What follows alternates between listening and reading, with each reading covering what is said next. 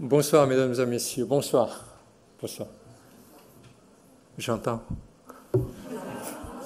Bonsoir. Bonsoir.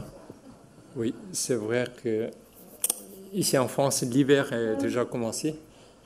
Et je ne sais pas, vous le savez, moi, je viens de nommer ici à peine un mois et demi, presque 2 mois.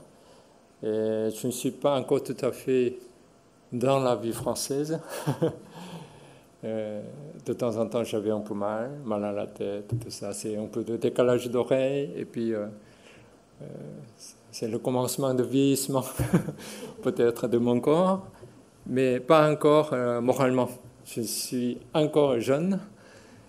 Voilà, donc je suis très ému d'être ici parmi vous ce soir. Et je suis aussi très heureux de vous rencontrer aujourd'hui au sujet de la recherche de la vague culturelle coréenne. Voilà, c'est un sujet actuellement tout le monde parle.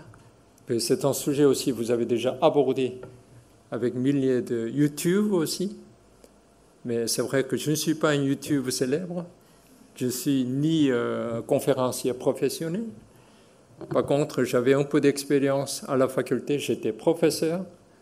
Donc j'ai essayé de vous parler et de dégager des éléments primordiaux que j'ai étudiés à travers mes recherches depuis dizaines d'années, notamment sur le sujet de la, on dit vague coréenne Hallyu, mais je m'intéresse personnellement depuis 40 ans, amateur de collectionneur de disques, la musique et le cinéma. Donc je suis parfaitement harmonisé en quelque sorte ici en tant que mon poste directeur de centre culturel. Voilà, donc je suis ravi de vous accueillir aujourd'hui. Voilà.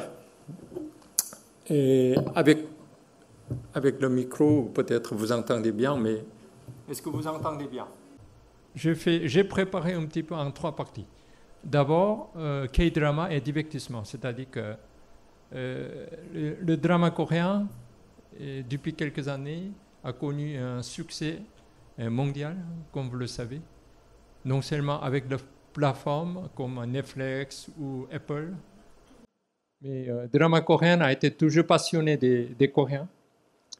Mais heureusement, maintenant, il y a beaucoup d'étrangers, y compris français, et de tout le monde aime bien le drama coréen. C'est vrai qu'il y a quelques genres spécialement réservés. Voilà. Je vais un peu vous parler un peu d'histoire sur les séries de drama coréennes des années 60. On n'a pas encore beaucoup de télévision dans la société coréenne. C'était plutôt apparition des fictions radiophoniques. À la radio, tout le monde écoute les séries coréennes. C'était curieusement, on entend seulement des voix, mais on se sent vraiment la situation dans le contexte. Ça a été vraiment une année des commencements des séries coréennes drama. Même des années 70, quand j'étais à l'école, pour prendre le bus ou le métro, souvent le chauffeur laissait écouter la radio. Parce que c'était le seul moment un petit peu de faire avoir un divertissement en quelque sorte. Parce que les Coréens, à ce moment-là, ont été beaucoup travaillés, tout le temps travail. Souvent, la série de radiophonique a été diffusée dans la matinée et puis le soir assez tard, après la sortie de travail. Alors, des années 70, l'émergence des formes de mini-séries télévisées familiales. Ce qui est plus impressionnant, c'est télévisé familial. C'est ce qu'on appelle home drama. Vous connaissez ces télévisions à la maison. Donc, devant l'écran, tout le monde a été assis. On attend comme le cinéma. En France, 20h, le TF1, par exemple, le dimanche soir, par exemple. À peu près les mêmes choses. C'est vrai, c'est un phénomène non seulement coréen, mais des années 70-80, il y a des Japonais, et des Taïwanais, des Coréens qui ont été à peu près le même phénomène que j'ai observé. Mais notamment en Corée des années 70, même au début 80, la série télévisée home drama a été vraiment très populaire en Corée. Tout le monde a été assis aux alentours de 7h ou 8h du soir. Mais à ce moment-là, je me souviens très bien que dans mon quartier, il y a très peu de gens qui ont équipé le téléviseur, parce que la télévision a été une fortune pour nous. Vous savez que des années 70, la télévision a été très grande pour nous. Je ne sais pas comme taille. Alors, si qui ont le téléviseur, tout le monde est déjà programmé pour une semaine. Accueillir des gens, des voisins, voisinage, tout ça. Alors donc, je me souviens qu'au moins trentaine ou vingtaine de personnes qui sont réunies, qui ont déjà chez quelqu'un qui a déjà le téléviseur. Alors donc, c'était un home cinéma en quelque sorte.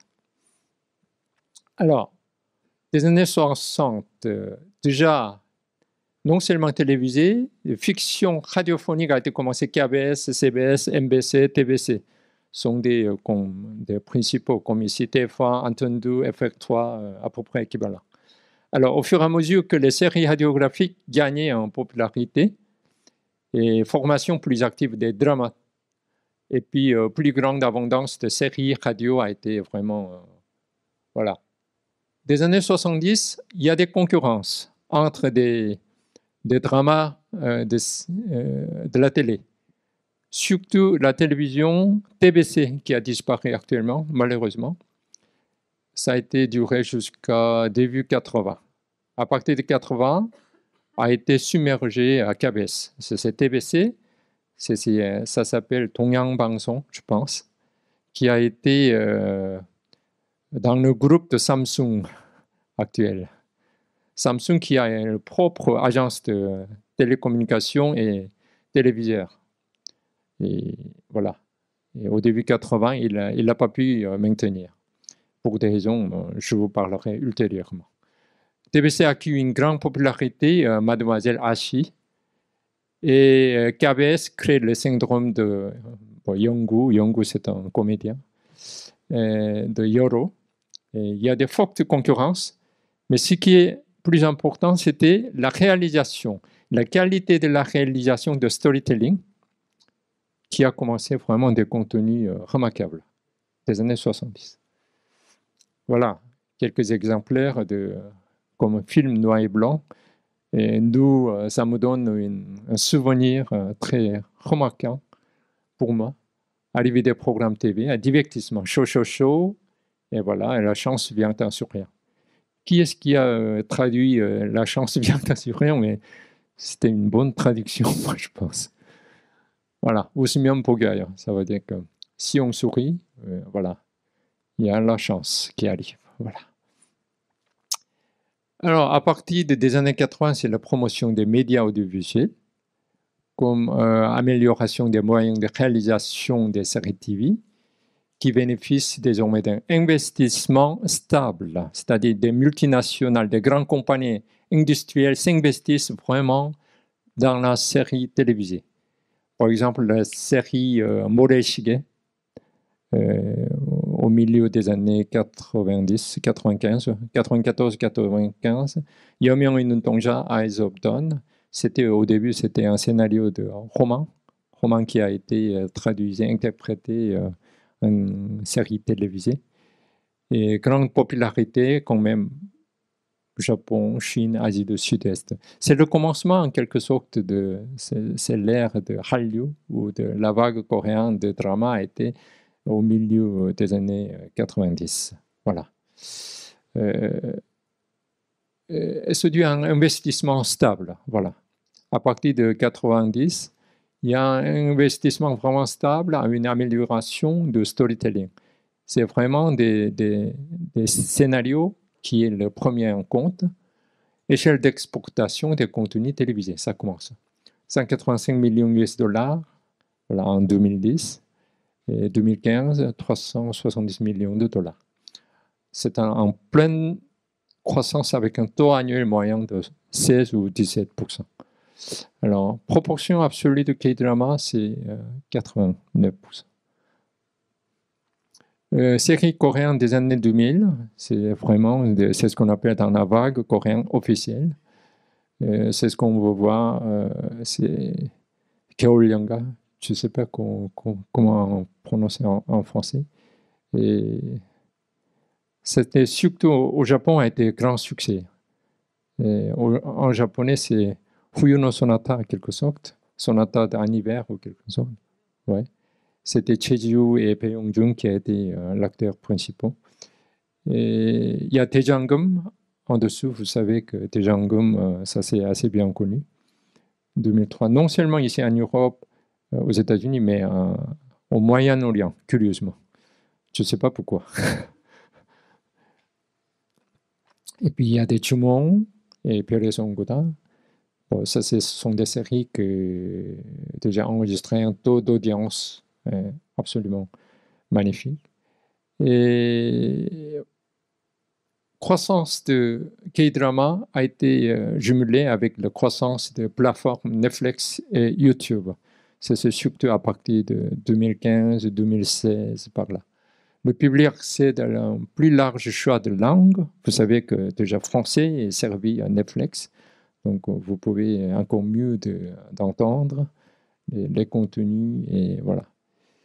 C'est une énergie créée par l'interprétation des stars de K-pop. Souvent, les chanteurs-chanteuses qui ont participé dans la série célèbre de drama coréen qui provoquent, qui attirent surtout des fans du monde entier. Voilà. Les séries sont diffusées matin et soir. Si vous allez en Corée, je ne sais pas ceux qui ont déjà allé en Corée, matin au soir, il y a diffusé, c'est vraiment, il y a beaucoup de sortes de TV-séries, séries télévisées. Les taux d'audience sont vérifiables en temps réel. Voilà. Donc c'est une compétence, un système concurrentiel favorable à la production. Voilà ce que je peux dire. Et K-drama sélection par le New York Times, et puis non seulement le Monde aussi consacré il n'y a pas longtemps aux créations de nouveaux univers et personnages uniques, voilà. Par exemple, comme de Netflix qui investissent aussi. Vous savez très bien qu'en haut, c'est le Québec, je crois. Ouais. C'est quoi? Vous connaissez quelqu'un? Comment ça s'appelle? Frognar, oui, voilà. Les séries, vous connaissez? Comment? Goblin. C'est Tokebi ou quelque chose comme ça. Ouais. Et puis Sarang et Pulsichak, ça c'est un peu série entre deux Corées. Il y a des amants impossibles de faire avoir un amour. Et Sweet Home, et puis ça c'est vous connaissez bien à droite, tout ce qui est Squid Game. Voilà. C'est un phénomène social en quelque sorte. Alors, je parle un peu K-drama et tourisme aussi. Les passionnés de culture coréenne s'intéressent au tourisme en Corée par le biais des K-dramas. Comme vous le savez que dans le K-drama, il y avait beaucoup de paysages dans la ville, se baladent ou dans un bar, ou de paysages coréens qui reflètent dans une série télévisée. Comme la plupart des cinémas, je me souviens que des années 60-70, beaucoup de cinémas français qui ont projeté aussi le paysage français, surtout Tour Eiffel ou la ville de Paris. Voilà, on répète un petit peu le même scénario. Au début, la majorité des touristes venaient des pays un peu asiatiques, voisinage. C'était des Japonais, Chinois. C'est un peu normal qu'ici en France, il y a des Anglais, des Allemands, des Italiens qui viennent. La vague coréenne. Mais désormais, les pays d'origine des visiteurs se diversifient. C'est vraiment... c'est l'Office national de tourisme coréen qui a confirmé que à peu près centaines de pays qui sont venus en moyenne. Accroissement du nombre de touristes en provenance de l'Europe et des États-Unis, Voilà, à travers cette série télévisée. Voilà, ça vous connaissez bien notre centre culturel. Rassemblement des fans de séries coréennes. Nous aussi Dramapati, vous connaissez que la semaine dernière. Au sein des centres culturels coréens à l'étranger, surtout notre exemplaire, Centre culturel coréen à Paris, a commencé de diffuser avec tant de fans français. Voilà, point commun partagé avec les programmes de ciné-club aussi. Et tourisme lié aux séries coréennes, un véritable pèlerinage, si je prononce bien. Métamorphose des lieux de tournage des séries en lieux touristiques, c'est-à-dire en bas, lieu de tournage de Mr. Sunshine, avec, comment ça s'appelle, de Song Joong-gi, et Lee Byung-hun, et puis Kim Tae-hee, et Descendants of the Sun aussi. Comment s'appelle l'actrice principale, je ne me souviens plus. Song Hye-kyo, voilà. Voilà. Donc, c'est vraiment, c'est un studio artificiel et fabriqué pour la série. Donc, tout entier, des fois, il y a beaucoup de collectivités locales qui demandent aux séries télévisées de venir à l'exprès leur local pour promouvoir à des fois des promotions touristiques et culturelles. Alors, moi je prends un exemple à la ville de Séoul. La ville de Séoul, Zombie Drama Kingdom, visite au Palais Royal. Le Palais Royal a été toujours renommé, mais je ne sais pas, à cause de zombies, l'image de marque a été un peu... Alors, il y a des Culture Park Oil Tank, mais non seulement ce que j'ai marqué, lieu de tournage de programmes de divertissement télévisé, il y a beaucoup de lieux qui ont été déjà tournés à partir des années 60-70. Ça, je vais vous parler tout à l'heure avec le cinéma coréen. Voilà.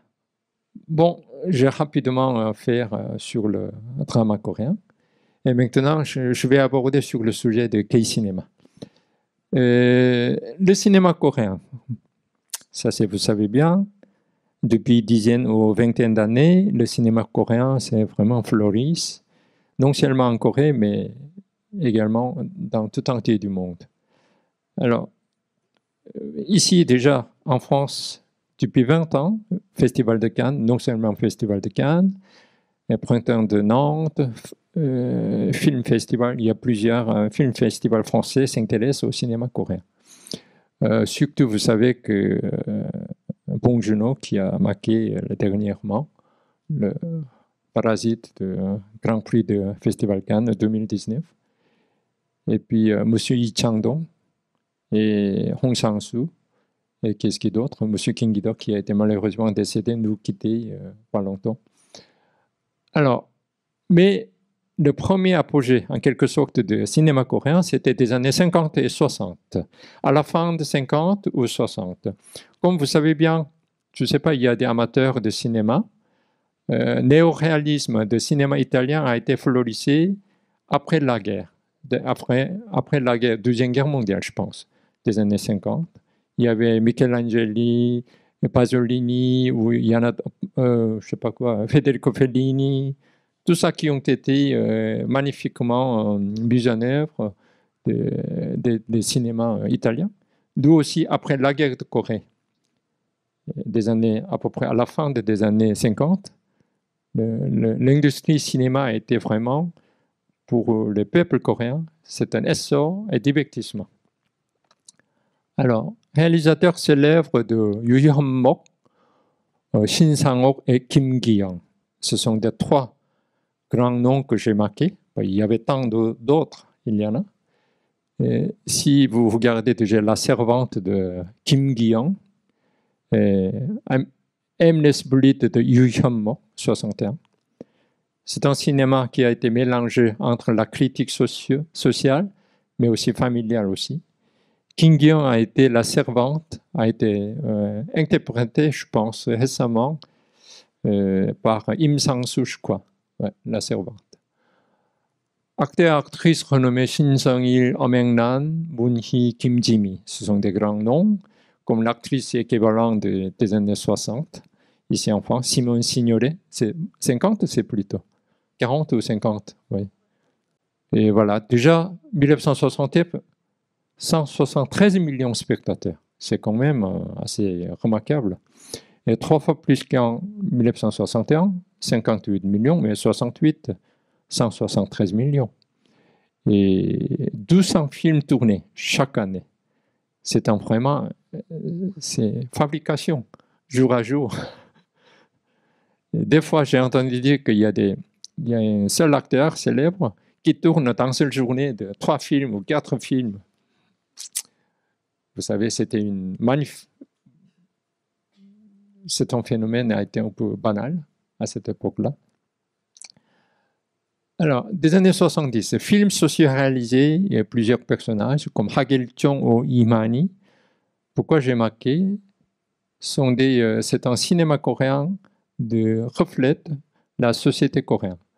Les films de Poland of Flowers, Fabun, et Hagil-cheong, il a été au début 70 ou à la fin de 60, il a fait ses études de cinéma UCLA aux États-Unis. C'était un ami de Francis Ford Coppola, George Lucas.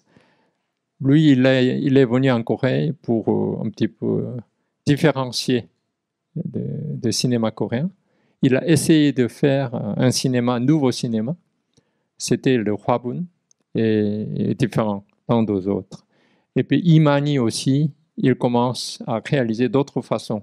Parce que jusqu'à 60, le cinéma coréen était plutôt un cinéma de divertissement qui ne donne pas vraiment le sens social ou critique ou satire. Ils ont oublié tant de choses.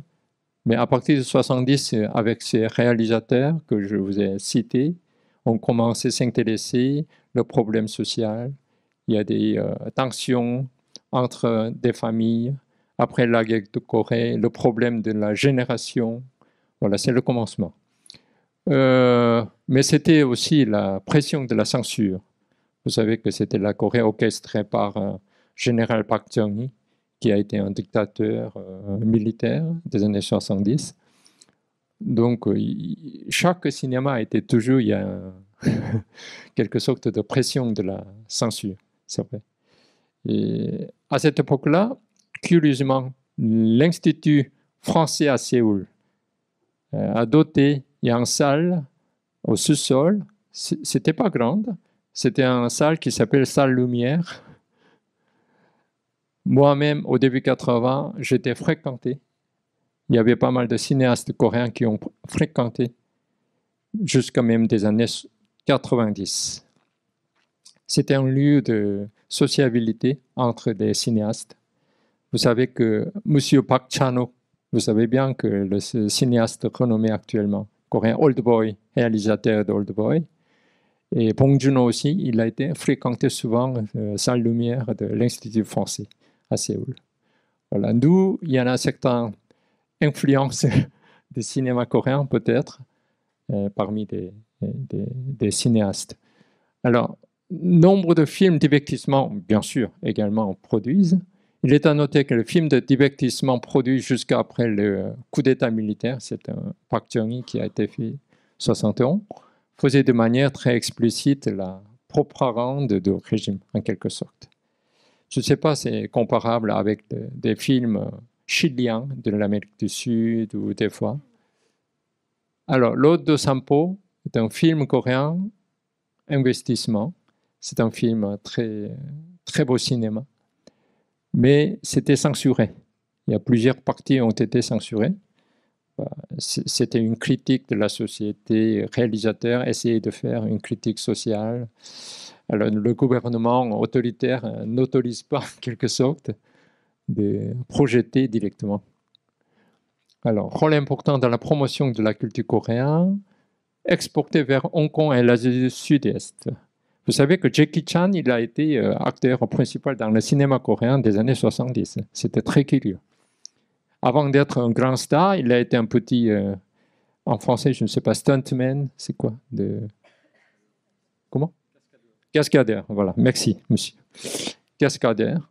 Il a été, en tant qu'acteur de cascadeur, dans le cinéma, plusieurs cinémas collaborés entre Hong Kong et Coréen, des arts martiaux, en quelque sorte. Alors, des années 70, moi je parle d'autre chose, de Pollen of Flowers, de l'Ode de Sampo, de Heavenly Homecoming to Stars de Lee Jang-ho, The March of Fools, la parade de fous de Ha Gil-chong, a été marquée pour les jeunes. C'est ce qu'on appelle, nous on dit, les nouveaux cinémas coréens des années 70. C'est un sujet traitant de la génération des jeunes, c'est vrai, mais aussi il y a d'autres façons de projeter le moyen. Et puis l'image aussi a été faite de la façon différente par rapport au temps antérieur. Voilà. Nous, Centre culturel coréen, POSED, la bande originale de La Parade de Fous, sous-titrée en français. Curieusement, j'ai découvert, après ma nomination ici au Centre culturel, il y a à peine un mois, j'ai fouillé avec mes équipiers. J'ai enfin trouvé la Parade de Fous de Pavodre Hengjin de Ha Gil-chong. C'était pour la première fois que j'ai découvert un sous-titrage français. Alors, par la censure nationale, en particulier l'Institut français que je vous ai parlé, projection de films originaux coréens étrangers, réalisateurs et acteurs travaillent en secret. Bon, ça c'est... Alors, des années 80, 12e âge d'or de cinéma coréen, apparition des réalisateurs de nouvelle génération, Bae Chang-ho et Park Kang-soo. Park Kang-soo est un homme qui a fait ses études ici en France. Il a été fabriqué il a fait plusieurs cinémas très remarquables. Bon, je vais vous parler tout à l'heure. Nouveau système de planification de la production, répartition des investissements, un storytelling fort basé sur les romans, des romans populaires, par exemple, des différents thèmes, investissements cinématographiques nationaux par les réalisateurs coréens, gagne des prix lors de festivals internationaux récompensés. Surtout M. Im Gon-taek, il a été toujours récompensé, souvent avec le sujet traditionnel. Voilà, quelques images des cinémas des années 80. Peut-être vous n'avez pas encore vu suffisamment. Et surtout Park Kang-soo qui a fait ce tournage de Chilsu의 만수, presque au milieu, Chilsu의 만수. C'est An Sung-gi et Park Chung-un, c'est un grand acteur maintenant. C'est un cinéma que c'est vraiment j'admirais. Et ça a été récompensé du festival de Locarno. Et en bas, pourquoi Woody Dalma est-il parti vers l'Orient? C'était un premier cinéma un petit peu indépendant qui a été fait des années 88-9, a été un certain regard un festival de Cannes, je me souviens, et primé aussi Grand Prix du festival de Locarno, 88-89, je crois. Et La mère porteuse de Kang Soo-yeon, qui a été Im Gon-taek qui l'a tournée, et elle a primé de meilleure interprétation féminine du festival de Venise, 87. Voilà, donc nous, non seulement le gouvernement, mais le système de production et des acteurs et réalisateurs ont compris une certaine manière de festivals internationaux qui peuvent être un moyen d'accéder aux spectateurs occidentaux ou étrangers. Voilà. Et Gore Sanyang de Bae Chang-ho, Wonder in Winter de Kwak Ji-kyun. Et en haut, vous voyez, c'est l'actrice qui a mis avec le pistolet. C'est Jang Mi, elle s'appelle, c'est une grande actrice. Kipko Prumbam, Deep Blue Night. Voilà, c'est un cinéma que vous devez voir si vous avez une occasion. Kipko Prumbam. Vous pouvez taper sur Internet, YouTube, dans l'archive coréen national. Vous pouvez, certains films de parmi que j'ai figurés, vous pouvez regarder pas de problème. Voilà. Je ne sais pas, vous connaissez ce cinéma. 인정 사정 볼 것 없다 de 1999 de Hyun-se, je crois. C'était dû à l'extrait de film sur la trace de serpent, ça s'appelle. Et elle a été inspirée à celle entre Neo et Smith dans Matrix Evolution. Voilà. Que sœur. Maintenant, des sœurs, mais c'était le frère, je crois. C'était le frère. Matrix a été, voilà, hommage, voilà, de ce film sur la trace de serpent en français. C'est un type de nouveau cinéma qui est en train de naître des années 80. Bon, c'est-à-dire au début 70, déjà commencement de Hak Il-chong et Lee Jang-hee, plusieurs films ont commencé. Mais c'est vraiment à partir des années 80 à 90 que nous avons connu vraiment, c'est le commencement de l'apogée du cinéma coréen. Alors, film de divertissement des années 70, voilà, c'est des touristes étrangers qui viennent, lancement d'une série de films placés sur le thème de tourisme local, de plans de modernisation, développement économique. C'est un petit peu propaganda aussi. C'est le gouvernement qui expose comme une vitrine en quelque sorte. Et à partir de 98, Parallel Christmas et My Seagull peut-être sont connus, vous connaissez. Et The Last Day Ode to My Father, 국제시장, a été aussi bien tourné en Occident. Depuis 2000, un intérêt croissant pour les films coréens se manifeste parmi les réalisateurs, les promoteurs et cinéphiles du monde entier suite aux résultats positifs obtenus au cours de festivals internationaux par les films coréens. Donc, il y a des fans internationaux de divertissement coréen qui affluent de touristes.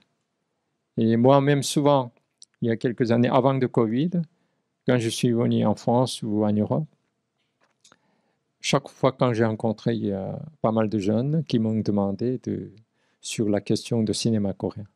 Et puis, dans l'avion, j'ai vu, il y a tant de jeunes qui ont été dans l'avion pour voler vers la Corée et pour vérifier, de s'amuser sur les lieux de tournage. Voilà. Et l'image de tourisme et des films coréens. Parce que c'est pour les films coréens, grâce aux films coréens, l'image de tourisme coréen vraiment se diffuse de manière positive. Succès du film Parasite, vous savez bien qui a apporté plusieurs distinctions, Academy Awards, et puis voilà. C'est la raison pour laquelle il y avait le rôle de ciné-club est très important dans différents organismes et centres culturels à l'étranger. Alors, rôle des festivals internationaux de films organisés par nous-mêmes, les Coréens, surtout la ville de Busan.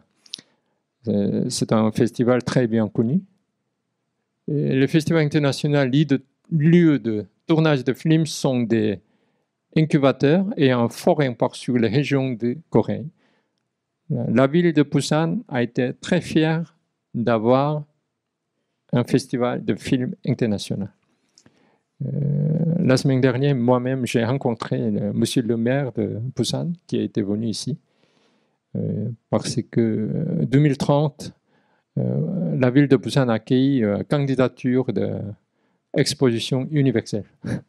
C'est la raison pour laquelle le Festival international de Busan est un rôle, un moyen d'attirer non seulement des touristes, des amateurs de cinéma et de la culture. Alors, donc, le lieu de tournage de films des séries coréennes que j'ai un peu englobé, ce sont des principaux, mais il y en a plusieurs d'autres. Incheon, Busan, Daegu, Jeju, Séoul même, Gyeongbuk, Gangwon, Jeonnam. C'est pratiquement tous les départementaux et des collectivités locales qui accueille des tournages. Il y a d'autres choses, tourisme lié aux célébrités. Croissance de la fréquentation de lieux de tournage de films des réalisateurs célèbres que Kim Ki-duk, Hong Sang-soo, Park Chan-wook, Lee Chang-dong, Bong Joon-ho, etc. Par exemple, comme vous voyez, la ville de Séoul à Pukchon, c'est un lieu préféré de Hong Sang-soo, à ma connaissance. Dans plusieurs films de Hong Sang-soo, toujours on voit à peu près le même lieu que je connais bien dans la ville de Paris. C'est un quartier spécial qui s'appelle Pukchon. C'est Pukchon. Même Hong Sang-soo a réalisé sous le nom de Pukchon, je crois. Pukchon에서 ou quelque chose. Alors, Pukchon Bangyang, voilà. Et puis Hahaha, voilà, au Sujeong. Donc, ce sont des programmes de Hong Sang-soo, voilà, qui...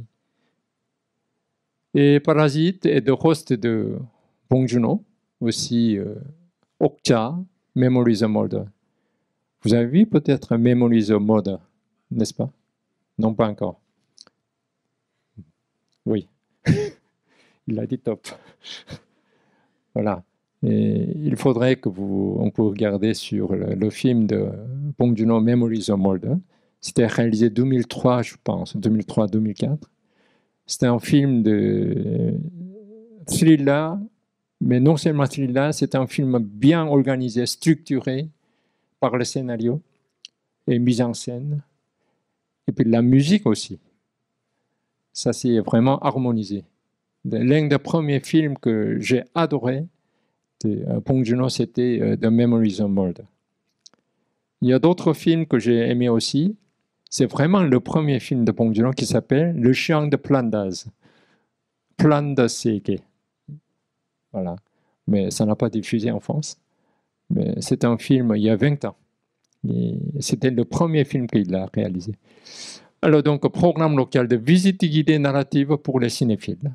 Comme Parasite a été montré qu'il y en a plusieurs endroits qui attirent aussi plusieurs fans et cinéphiles. Depuis 2010, le système de pré-production et la stratégie de promotion via YouTube, fortement une sous-culture nourrie par les fans. Rayonnement mondial via YouTube en constante progression, naissance d'une nouvelle génération de K-Cinéma mania. Voilà, K-Cinéma en plein essor via les plateformes de streaming aussi, comme je vous ai dit tout à l'heure, YouTube et Netflix. Concurrence, soit des fois collaboration, coopération entre les salles de cinéma et les plateformes. Malgré les pertes subies par l'industrie liée à l'expansion d'Internet et de smartphones, ces deux domaines parviennent à coexister en nouant une relation coopérative ou en coopération, en collaboration. Stratégie de sortie simultanée en salle de cinéma et sur les plateformes, Space suivi par Sungyo, c'est un exemple. Alors, choix de production et coproduction coréano-française. Je ne sais pas, vous avez vu ce film? C'est un court-métrage en quelque sorte, narratif, basé sur des histoires qui se passent en région. Comment s'appelle l'acteur français? Ah, TF1, c'est ça. Il a son propre programme de TF1 de 23h ou quelque chose, c'est ça. Un talk show en quelque sorte, je pense. Ah, d'accord. Enchanté. Et voilà, Hello Stranger. Ça, c'est moi-même aussi, j'ai adoré ce film. Mais je pense que c'est un film aussi un peu de promotion touristique aussi, en quelque sorte, je vis. Voilà, quand même, je vous conseille de regarder ce film. Et puis, vous peut-être admirer certaines images du quartier coréen, mais non seulement quartier coréen, mais l'aéroport coréen. L'aéroport coréen a toujours été, je ne sais pas pourquoi, c'est un lieu culturel des fois, c'est un lieu de sociabilité. Alors, maintenant, je vais parler de la dernière partie, c'est l'actualité et développement de l'industrie de la K-pop. Je m'excuse, le mot l'industrie Mais quand même, il faut que je insiste quand même sur l'industrie. Parce que d'une partie, K-pop est une industrie. Voilà. Alors, musique coréenne, c'était au début du XXe siècle, à partir de 1910 jusqu'à 1945, ont été occupés par le Japon. Alors, le Japon impérial nous insistait et supprimait carrément notre culture, propre culture, par exemple le caractère coréen Hangul, et interdit de parler coréen à l'école. Et puis, voilà. Donc, c'est une manière d'impérial et de colonisateur qui insiste. La culture coloniale japonaise des années 30-40, importation de musique et de culture occidentale via le Japon. Ce n'était pas directement venant de l'étranger ou de l'Occident, c'était via le Japon. Ça veut dire que c'est d'autres choses. Acceptation de la musique occidentale revue à la façon japonaise. Symbole de modernité, bon, en quelque sorte, et passif imitatif. Par exemple, la similarité de musique de genre coréen trot, c'est un trot, avec l'enka japonais des années 30, 40. Ce genre fit la musique populaire dominante jusqu'aux années à la fin 50 ou au début 60, même 60. Ouais. Alors, mais à la fin de 60, début 70, qu'on imite en quelque sorte de façon influencée par les armées américaines, des camps. C'est-à-dire que, je ne sais pas, en France, ça existait des années 50 ou encore, il y a des camps américains existaient en Allemagne. La Corée aussi, des années 50-60, il y a fort la base de camps l'armée américaine. Ça veut dire que les soldats ont besoin de divertissement, de loisirs. Alors, donc, ils ont créé une sorte de musical ou des rock'n'roll clubs, en quelque sorte. Il y en a plusieurs. Mais ils ont manqué de joueurs ou chanteurs, chanteuses. Donc, ils ont sélectionné, auditionné des Coréens. Mais cette audition a été très, très sérieuse.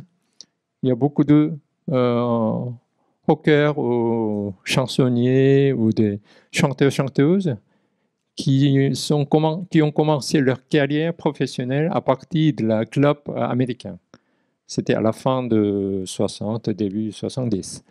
Par exemple, à gauche de Pissoge Yonin de Fed, Ed 4, ça veut dire comme imitation de Beatles des années 64-65. Et puis il y a d'autres chanteuses, Kim Chuja, Kim Jong-mi et Pearl Sisters. C'est le développement de star marketing commence. Déjà, en 70, il y a un développement de star marketing au nom de Kim Chuja, a été très, très bien connu. C'est-à-dire que ceux qui ont connu Kim Chuja, ça veut dire que déjà, troisième âge, en quelque sorte. C'est vrai. Alors, moi-même, je ne suis pas encore troisième âge, mais quand même, je connais Kim Chuja. Bon, c'est-à-dire que actuellement, il y en a Kim Jong-mi, Kim Chuja ou Ed Fo, plusieurs qui ont été. Actuellement, il y a des collectionneurs qui collectionnent des disques vinyles, comme en France d'ailleurs. Alors, déjà, des années 60, l'origine du tourisme lié à la Hallyu a été présent avec cette chanteuse qui s'appelle Han Myung-suk, qui a été première star de Hallyu en Chine et en Asie du Sud.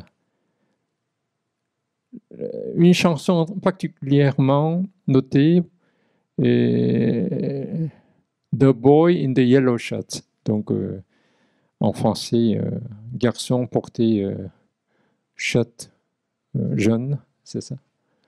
Alors, c'est une chanson et encore répandue en Asie du Sud-Est. C'était très curieux de voir, c'est qu'il y a 3 ans ou 4 ans, j'étais voyagé au Vietnam, à Da Nang. Il y a une vieille dame d'origine vietnamienne, elle a chanté cette chanson. Elle se souvient de cette chanson. Alors, donc j'étais très surprise d'écouter. Voilà, donc c'était déjà un commencement de... Voilà, un homme en chemise jaune a été un premier coup de foudre de l'Asie Sud-Ouest. Et puis à la fin de 60 et 70, c'est ce qu'on appelle New Wave, une nouvelle vague, initiée par Kim Min-gi et Han Dae-soo. Kim Min-gi il y a des hommages de Kim Min-gi, il y avait un concert tourné ici en France au mois de septembre, je pense. Alors Kim Min-gi, c'est un beau garçon ici. Quand il a fait cet album disque vinyle, il a à peine 21 ans, je pense. 70, 71. Et puis tout de suite, cet album a été interdit. Parce que des années 70, comme je vous ai dit, le cinéma coréen a été censuré. Lui aussi, il commence à parler de la chanson pas engagée 100%, mais c'est une chanson politiquement engagée. Donc, le gouverneur n'aime pas trop. Alors, donc, néoculture des jeunes des années 70, de la résistance à l'industrie musicale. Quand même, la chanson de Yang Hyun, de extrémité de droite, elle est actuellement devenue une star de la divertissement coréen, de la télé. Mais elle a été à peine, elle avait 20 ans, je pense, 18 ans, 20 ans. Elle a un peu imité de façon de John Baez, en quelque sorte. Parce que des années 60-70, déjà aussi, ici en France, 68 ans, aux États-Unis, il y a protestants contre la guerre Vietnam, d'où on était aussi on ne peut pas faire contre la guerre Vietnam, mais on a été sous-jacent contre l'autoritaire et contre le régime militaire. Voilà. Mais curieusement, c'est l'industrie du disque, album, qui commence vraiment en florisse à partir de 70. Donc chaque quartier possède, on peut trouver des disque shops. Je ne sais pas, en France aussi, des années 70, il y avait beaucoup de disque shops. Mais nous aussi, c'est le florissant du magasin disque shop partout dans un quartier à proximité. Alors, ce qui est très intéressant ici, des années à la fin de 66-7 par là, il y avait un festival très spécial, typiquement coréen, c'est un campus music festival. C'est-à-dire pour nous, l'université est un intellectuel à cette époque-là. Donc, intellectuel qui joue la musique est très intéressant et très représentatif du monde intellectuel. Alors donc, ils ont lancé vraiment Campus Music Festival, ça s'appelle Daehak Gayeoje, ce qu'on peut lire le caractère coréen. 제1회 77 le premier Campus Music Festival. Voilà. Je me souviens très bien parce que j'étais écolier, donc tout le monde a regardé la télé. Parce que pour nous, c'était des étudiants de l'université ou grandes écoles ont été c'était une admiration en quelque sorte. Donc c'était une musique typiquement différente et distinguée d'autres chansons populaires. Donc lancement du groupe Sanolim et du Campus Music Festival. Donc l'album de Sanolim a été toujours recherché par les collectionneurs. Je ne sais pas par hasard si vous trouvez ici dans le brocante ou braderie, vous devez garder. Ça vous coûtera la fortune. Si, c'est vrai. Moi-même, je n'ai pas encore eu original. Après, la reproduction, il y en a beaucoup. Alors, des années 70, Jo Yong-pil et Lee Sung-hye, Keun-suk, Jung-hoon-hee et Patty Kim se produisent au Japon, premier international de la chanson de Séoul. Bon, il faut remarquer aussi, le Japon, c'est un pays qui organise souvent, des années 70, beaucoup de festivals, non seulement cinématographiques, mais musique. Yamaha International Festival, Tokyo International Festival de musique, quelque sorte. Ils ont organisé. Et le Japon a été l'un des premiers, l'un des grands pays de disques et de chanteurs étrangers qui font leur récital, c'était au Japon. Par exemple, le fameux groupe anglais Queen, ils ont quasiment débuté au Japon, et Scorpions aussi quasiment débuté au Japon. Et ils ont créé un album, Tokyo Live ou quelque chose. Ça reflète en quelque sorte les Coréens qui attirent en tant que promouvoir de l'image coréenne, les Japonais qui ont déjà fait 70 en quelque sorte. Alors, donc le 70, il y a des Discoria de Arirang Singers, et premier groupe de K-pop. Ça, c'est peut-être vous ignorez. Normalement, il n'y a pas beaucoup de gens qui ont connu. C'est un groupe assez bien connu en Suisse, en Yougoslavie et Pays de l'Est. Ça, c'est très curieux. Moi-même, j'ai rencontré des années 87-8 l'un des membres de Arirang Singers de Koreana. Ils ont été au début à Hong Kong. Finalement, ils ont allé avec le management européen. Et ils sont allés en Suisse. Ils ont fait un grand tube en Suisse des années 70 qui s'appelle I Love You, You Love Me.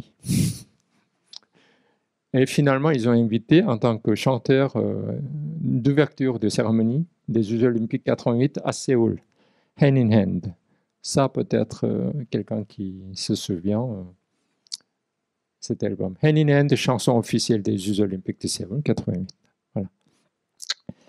Et également aussi vidéo promotionnelle, Office national de tourisme coréen. Comme avant moi, vous avez, on peut regarder le clip de Inalchi de Office national de tourisme qui a tourné aussi. Alors, ça, je parle, il y a d'autres pages tournantes des années 90. C'est vraiment, c'est le commencement en quelque sorte de rock'n'roll coréen de nouvelle génération. Par exemple, nous on dit Shinse대, ça veut dire nouvelle génération, Shinse대. Shinilyu, c'est nouvelle race en quelque sorte. Distingué de, par exemple, comme moi, distingué de son papa, ses parents. Ils ont grandi en pleine expansion de la culture, de la consommation coréenne. Et par exemple, Juju Club, Chaorim, Loveholic, des styles, c'est vrai qu'influencés par les rock'n'roll ou funk en quelque sorte, mais avec la nuance propre coréenne aussi mélangée. Donc j'espère que si vous n'avez pas encore apprécié, la culture club du quartier Hongdae à Séoul a été remplie des milliers de gens, non seulement des Coréens, mais des Chinois et surtout les Japonais qui sont venus. À la fin de 96-17 par là. Parce qu'à cette époque-là, j'étais souvent fréquenté à Hongdae, ce quartier, et puis dans un club. Moi-même, j'ai été très joui, amusé de cette musique. Et j'ai remarqué qu'il y avait certains Français, certains Anglais qui s'installaient à Séoul, qui ont participé souvent. Mais j'ai parlé aussi, j'ai de la chance de parler et discuter avec eux. Alors, donc, Juju Club et Chaorim, que vous pouvez peut-être trouver sur YouTube assez facilement. Je ne suis pas ni promoteur. Voilà. C'est un K-pop de style vraiment de live. Vous savez que tourner en live, donc c'est un peu distingué de Girls' Generation ou BTS, de type idol. Ils sont vraiment dans un musicien de club, comme, je ne sais pas, équivalent, comment on peut dire en France, téléphone, 70, au début 80, téléphone ou Juju Club équivalent comme Rita Mitsuko, par exemple. Tu ne sais pas? À mon sens, personnellement. Ça, c'est personnel. Hein. Et puis, pas de Jean-Jacques Goldman, mais je ne sais pas. Oui, donc c'est le nouvel homme, en quelque sorte, de la nouvelle génération de la musique coréenne, a été remarqué des années 90, milieu de 90. Et je parle un petit peu de l'industrie de la K-pop, de Idol, système Idol. Anjeu est premier stade de la K-pop à promouvoir le tourisme Hallyu, des Chinois surtout. Des années, je crois que c'était à la fin de 90. Voilà, c'est ça. C'était dans les années 90 en Asie, Japon et Chine. Sont des, je ne sais pas, vous connaissez cet enfant de... en bas, oui. C'est Pi et voilà. Ils ne sont pas jeunes actuellement. Ils sont à l'âge de, au moyen 40 ans ou 50 ans. C'est vrai, ils sont jeunes, mais bon, ce ne sont pas des idoles des adolescents. Mais à cette époque-là, c'était vraiment des idoles des adolescents, des Chinois. Parce qu'il y a certains Chinois que j'ai rencontrés à Paris, pas longtemps. Ils se souviennent bien de ces personnages, des chanteurs, chanteuses ou cinéastes. Mais ils ont à l'âge de quarantaine ou cinquantaine. Ah voilà, ça c'est peut-être la plupart des jeunes qui ont ravi de voir. Et en bas, surtout Wonder Girls et Girls' Generation, que déjà depuis dizaines d'années. Mais en haut, comment s'appelle-t-elle? J'ai oublié. Ah, Boa. Vous connaissez Boa? Je ne sais pas Boa. Et puis, c'est la révolution de stratégie que j'ai mis à l'extrémité de en haut. C'est déjà plus de 30 ans. 1993-14. Donc, à peu près même époque de Shaolin et le rock'n'roll coréen, nouvelle rock'n'roll coréen, c'était la génération. Alors, voilà, Girls' Generation et Wonder Girls, ce sont l'un des premiers groupes idoles K-pop programmés entièrement. Ère de marketing et casting à grande échelle, par exemple pour la télévision, et vidéoclip, ce qui est important, vidéoclip et YouTube. Donc Boa est la Girls' Generation de Isuman SM Entertainment, c'est l'une des grandes agences. Et Wonder Girls de Park Jin-young, JYP, est entrée sur les marchés japonais et américains. Et début de l'expansion de la K-pop à l'étranger. Donc, focus sur la produits dérivés culturels et sur l'effet de grande consommation. Ah, ça tout le monde connaît. Donc, je ne donne pas l'explication, n'est-ce pas? Quand même, je vous dis, c'est à gauche, monsieur, comment s'appelle? Psy, oui. Psy, oui, voilà. Voilà. La deuxième place, Billboard. Le Gangnam Style, tout le monde connaît le clip, et puis dans YouTube même, on s'amuse. La sosie aussi, il y en a pas mal. Et vous savez qu'à droite, c'est Blackpink. Je crois que Blackpink qui va tourner en France au mois de décembre, n'est-ce pas? Oui. Je n'ai pas encore la ticket. Voilà. Et depuis 2010, le marché de la musique est passé de l'album physique à la musique en ligne. Vous savez que, sauf des collectionneurs, actuellement tout le monde consomme. D'autres fois, on dit écouter la musique. Mais maintenant, en coréen, on dit consommer la musique.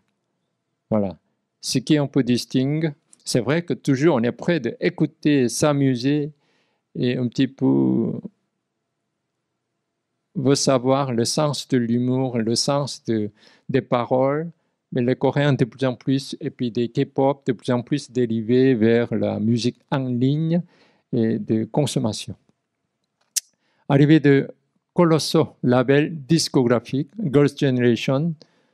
Bon, c'est vrai que a vendu plus de 300 000 albums, mais de plus en plus actuellement, c'est plutôt MP3 et de tout ce qui est streaming qui est influencé. Le marché de K-pop réorganise autour des idoles, grands avantages à l'étranger, Super Junior et puis des noms que j'ai marqués en bas. Voilà. En même temps, K-pop organisé au sein de centres culturels coréens à l'étranger, il y a un dynamisme de tourisme en Corée impulsé par des clubs amateurs, croissance du tourisme coréen K-pop avec la dynamisation des programmes d'audition. Ces programmes d'audition ont été vraiment diffusés par les chaînes publiques de la télévision même. Ici en France aussi, il y en a une sorte d'audition. C'est non seulement en France, c'est tout entier du monde, c'est un phénomène. Les sièges de SM ou YG ou JYP et d'autres labels constituent le point de départ de sécu touristique basé sur la K-pop. Comme si vous allez, je ne peux pas vraiment 100% comparer, si vous allez à Liverpool, bon, actuelle, la génération des jeunes coréens qui pensent Liverpool, ah, Football Club Liverpool. Mais pour moi, Liverpool, c'est un centre de Beatles, n'est-ce pas? Donc, c'est K-pop, le centre d'un lieu de siège de SM au JYP, entouré des fois des fans amateurs de K-pop. Le label musical SM considère que le concert SM Town Live in Paris 2011, c'était le Zénith ou quelque chose, ouais, si je me souviens bien, et véritablement lancé K-pop hors de frontières coréennes. Le premier concert de K-pop a été organisé en Europe, réuni près de 14 000 personnes en 12 jours, je crois. Et c'est volonté des fans internationaux de K-pop de visiter la Corée. Bon, c'est un petit peu l'Office national de tourisme qui a fait une enquête. Donc, 7 fans sur 10 ont répondu qu'ils avaient visité la Corée au cours des 3 dernières années.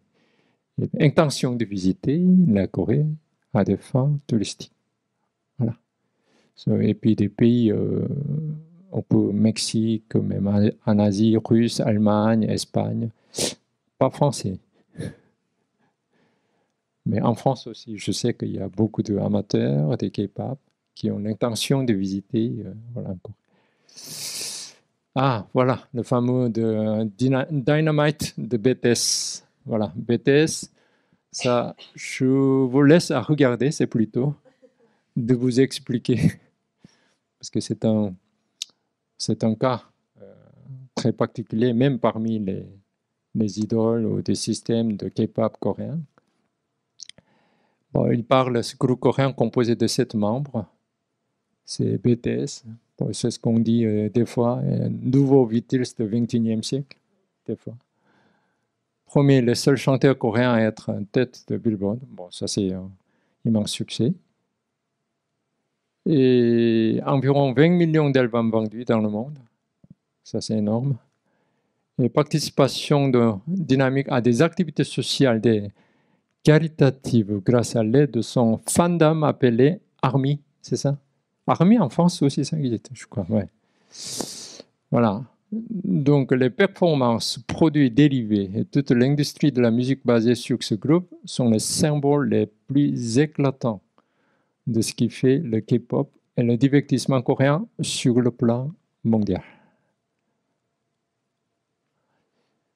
Ça, j'aimerais bien, on peut mettre une page. Mon gourmand aussi. Et retour des disques vinyles aussi. C'est vrai que j'étais allé visiter il n'y a pas longtemps à la FNAC ou plusieurs endroits. J'ai trouvé qu'il y a le retour de disques vinyles. C'est vrai que la plupart sont des reproductions. Mais quand même, j'étais très ravi de retrouver Mylène Farmer ou Francis Lalanne ou comment ça s'appelle, ce que j'ai aimé bien, Francis Gabriel. Voilà. Les cinquantenaires et les soixantenaires forment l'ancienne jeune génération, comme les un petit peu des comme 68A en France, a bien connu le disque vinyle. Toutefois, l'intérêt des vingtenaires et des trentenaires aussi, dernier augmente depuis plusieurs années. En Corée, il y avait un phénomène. PSA, première édition, de Bang Hee-kyung. Ce n'était pas une chanteuse très bien connue, je ne sais pas pourquoi. Beaucoup de collectionneurs, parce que c'était censuré. À peine 100 exemplaires ont été distribués. Donc, c'est le focus de collectionneurs. Voilà. Un magasin de vinyle en Corée aussi, c'est une boutique de vinyle a été très élargie dans des grandes villes, surtout à Séoul. Et centre commercial de vinyle Haeyeondong Séoul, c'est un centre unique dans le monde peut-être. Il y en a à peu près dizaines de magasins existaient depuis 60 années, des traites, uniquement des disques vinyles. J'étais très étonné de voir aussi moi-même en tant que Coréen.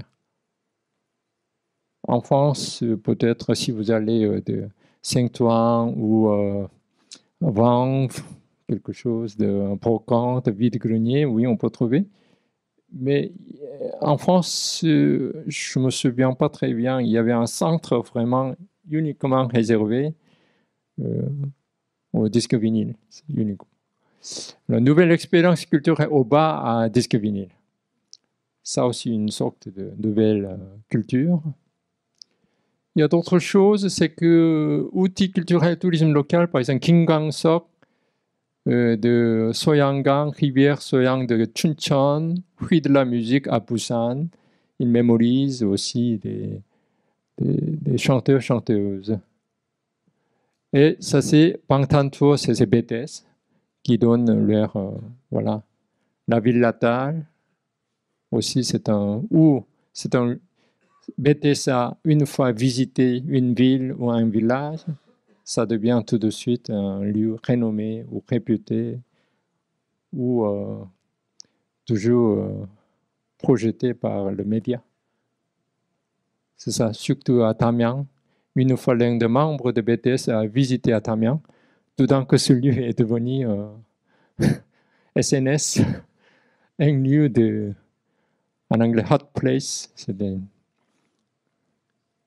Voilà. Et impact touristique du concert final de la tournée Love Yourself de stade olympique de Jamsil à Séoul, c'était 2018-19. Grande tournée mondiale s'était commencée. 2 millions de spectateurs. Et la plupart spectateurs de ce concert de clôture étaient des fans et des touristes étrangers. Et participation au concert de BTS, achat de goodies, visite de l'agence de production, pèlerinage, visiter ville natale des membres, etc., etc. C'est un petit peu stéréotypé d'autrefois, les Beatles ou les Rolling Stones ou les rock fameux, rock anglais qui ont été attirés aussi, une industrie.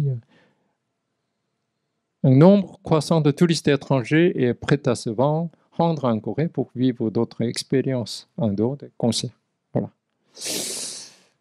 Impact BTS sur le tourisme 2019. Les hôtels Ibis Style et Glad Gangnam affichaient toutes les chambres avaient été vendues en 3 jours. Uniquement réservé pour les fans de BTS. Forte demande hôtelière, effet de concert de BTS. Donc. Vol charter spécial pour les touristes fans de BTS. Alors, ce sont des petits icônes que vous connaissez bien si vous êtes amateur de BTS. Voilà. Nous, on dit caractère. Industrie caractère aussi, très bien connu. Alors, dans le clip de la chanson Idol, BTS apparaît à bord des costumes traditionnels, hanbok au pavillon, palais Gyeongbokgung. Ça, c'est magnifique. Peut-être vous avez déjà vu sur le YouTube. Alors, une occasion de présenter au monde l'esthétique et la sensibilité des atouts culturels coréens, couplée à la performance des BTS. Et puis, ces lieux ont été marqués sur les grands intérêts touristes. Alors, l'exemple de l'INALCI que vous avez vu, un nouveau chapitre K-pop s'ouvre via le Pansori. Voilà, je crois que c'est la fin de ma conférence. Je vous remercie beaucoup. Voilà, je vous souhaite une excellente soirée.